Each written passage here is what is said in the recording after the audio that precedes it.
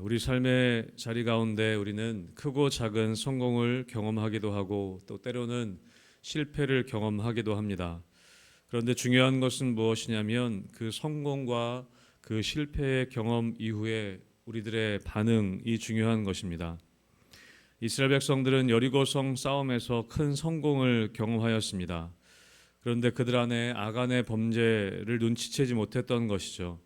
그리고 교만하여져서 아이성을 우습게 보고 하나님께 묻지도 않고 3천 명 정도만 보냈다가 대패하고 말았습니다. 실패를 경험한 것이죠. 이스라엘 백성들은 짧은 기간 안에 큰 성공과 또 실패를 경험하게 됩니다. 이 성공 이후에 잘못된 반응이 실패로 이어졌습니다. 여러분, 우리는 우리의 삶의 자리 가운데 경험하는 성공 이후에 우리의 삶에 잘 반응할 수 있는 모습이 있어야 합니다. 그리고 우리에게 언제나 아간이 나타날 수 있기 때문에 우리의 삶의 자리 가운데 또 우리 안에 마음 가운데 숨겨져 있는 아간이 있지는 않은지 늘 우리는 우리 스스로 잘 살펴볼 수 있어야 합니다. 그런데 성공 이후의 반응도 중요하지만 오늘 본문에 나온 것처럼 실패 이후의 반응도 굉장히 중요합니다. 여호수아와 이스라엘 백성들은 이 아이성 전투 실패 이후에 하나님께서 먼저 이스라엘 백성들의 거룩함을 점검하게 하셨습니다. 왜 여리고성 전투의 성공 이후에 그들이 아이성 전투에 실패했는지 하나님께서는 이스라엘 백성들에게 아이성 전투 이후에 하나님 앞에 엎드려 기도하고 있는 여호수아에게 하나님께서는 이스라엘 백성들의 거룩함을 점검할 것을 말씀하셨습니다. 그래서 철저하게 그들 안에 있는 아간을 제거했던 것이 7장의 모습이었습니다. 철저하게 아간의 죄를 끊어내었던 것이죠. 그리고 하나님께 순종하게 될 때 그 실패했던 삶이 다시 회복되는 것을 오늘 보여주고 계십니다. 여러분, 우리가 뉴스를 통해 가끔 등장하는 이런 대형 사고들과 사건들을 경험하게 될 때 그런데 그 일들이 있고 나서 항상 뒤에 따라 나오는 이야기가 무엇이냐면 이것은 인재였다라는 이야기를 하는 것을 볼 수 있습니다. 최근에도 어떤 선박 사고가 있었는데 결국에 인재였던 것이죠. 안전 불감증이다, 그런 이야기들을 많이 합니다. 그러면서도 또다시 그런 일들이 터지는 것을 우리는 보게 됩니다. 그런 것이 또 계속해서 반복되는 것이죠. 여러분, 왜 우리는 그런 사건과 사고 속에서도 계속해서 배우지 못하는 것일까? 여러분, 영적으로도 마찬가지인 것을 우리는 경험하게 됩니다.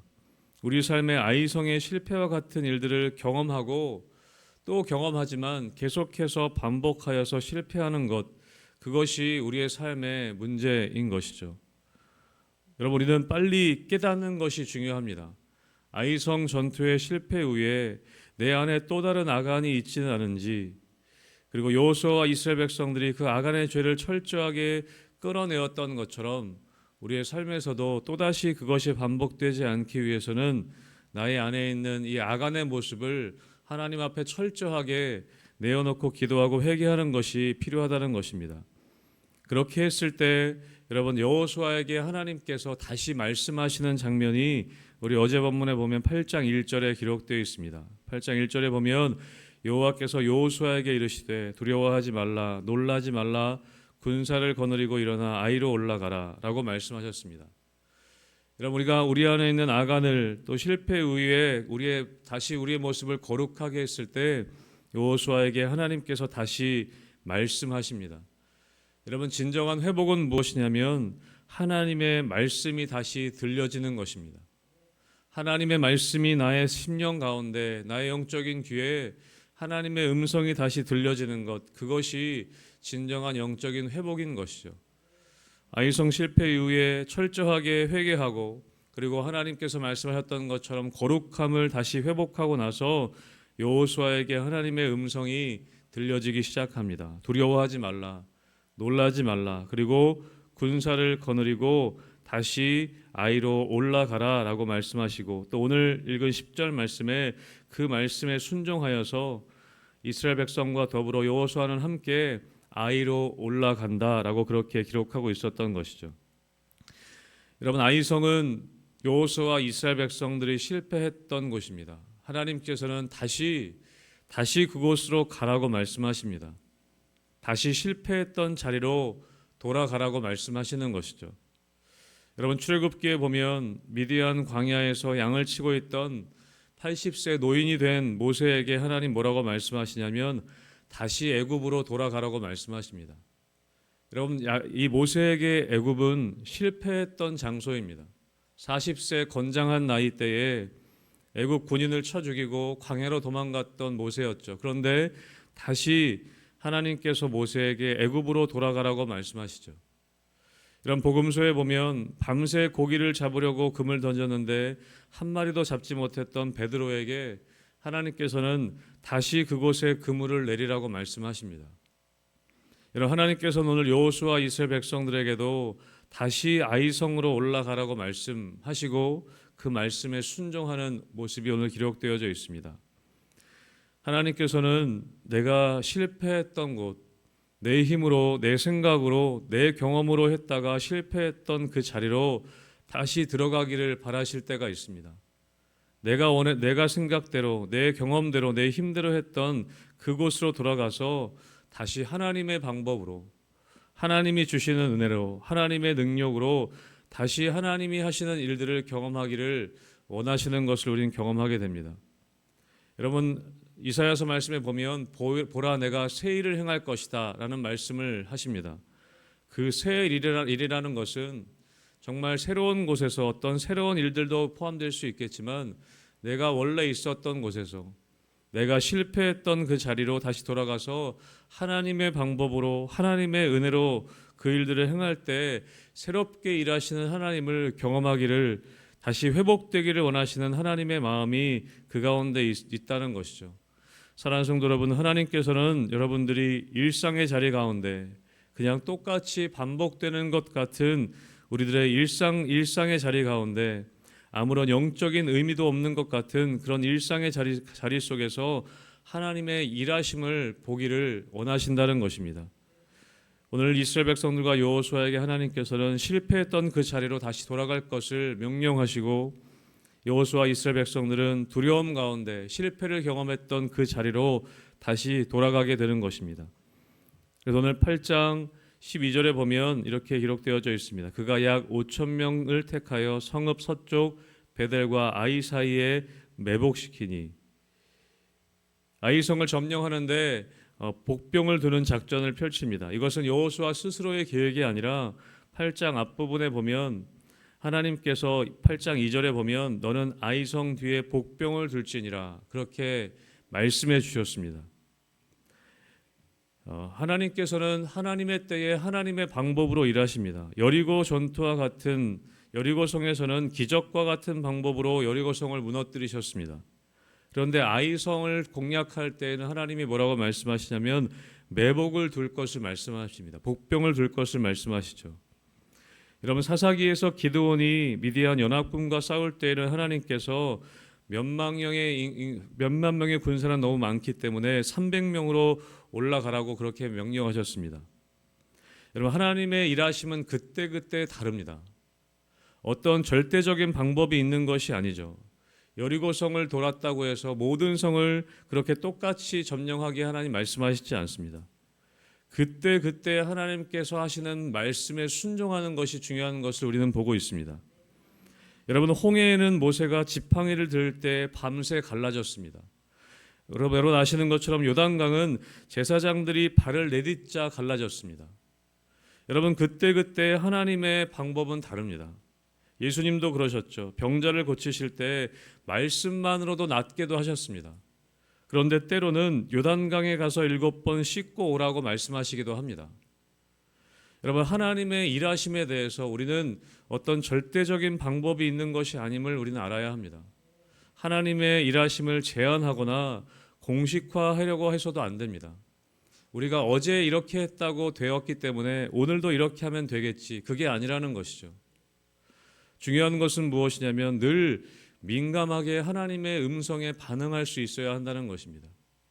그때 말씀하시는 하나님의 말씀을 따라야 한다는 것이죠. 여러분, 그래서 오늘 여호수아 8장 18절의 말씀에 보면 이렇게 되어져 있습니다. 우리 18절 말씀 같이 한번 읽어볼까요? 시작. 여호와께서 여호수아에게 이르시되 내 손에 잡은 단창을 들어 아이를 가리키라. 내가 이 성읍을 내 손에 넘겨주리라. 여호수아가 그 손에 잡은 단창을 들어 그 성읍을 가리키니. 아멘. 전쟁 가운데 하나님께서 단창을 드는 타이밍까지도 말씀해 주셨습니다. 여호수아는 민감하게 이 전쟁터의 한복판에서도 하나님의 음성을 들었던 것입니다. 여러분, 하나님은 굉장히 세밀하신 분이십니다. 우리가 둔감하여서 그렇지 하나님께서는 굉장히 디테일하게 우리의 삶을 인도해 가십니다. 그래서 여러분, 그것을 캐치하기 위해서 우리는 늘 하나님과의 소통이 지속될 수 있도록 영적으로 깨어 있어야 한다라고 하나님은 우리에게 말씀해 주셨습니다. 깨어서 기도해라.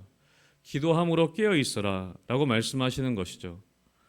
여러분, 하나님께서는 굉장히 세밀하게 오늘 여호수아와 이스라엘 백성들을 인도해 가십니다. 사랑하는 성도 여러분, 작은 일이라 할지라도, 여러분 늘 해왔던 일이라 할지라도 오늘 새롭게 인도하시는 하나님의 세밀하신 하나님의 인도하심을 따르게 되시기를 주님의 이름으로 축복합니다. 여러분, 그렇게 세밀하신 세심하신 하나님의 말씀이 임했을 때 오늘 8장 앞부분 10절에 보면 여호수아가 어떻게 반응하는가? 여호수아가 아침에 일찍이 일어나 백성을 점호하였다라고 기록합니다. 여러분, 여호수아에서에 보면 이런 표현이 여러 번 기록되어져 있습니다. 여호수아가 아침에 일찍이 일어나서, 모세가 죽고 여호수아가 새로운 리더가 되었을 때 두려워하고 있을 때에도 여호수아 3장에 보면 여호수아가 아침에 일찍이 일어났다 되어 있습니다. 여호수아 6장에서도 또 여호수아가 아침에 일찍이 일어났다라고 되어 있고 7장에서도 이에 여호수아가 아침에 일찍이 일어났다라고 되어 있습니다. 두려움의 상황 가운데 있을 때 하나님께서 말씀해 주셨을 때 여호수아는 아침에 일찍이 일어났습니다. 힘들지만 또 두려움이 있지만 하나님의 말씀이 임했을 때 여호수아는 아침에 일찍이 일어나서 도전하고 하나님 말씀에 순종하는 모습을 보았습니다.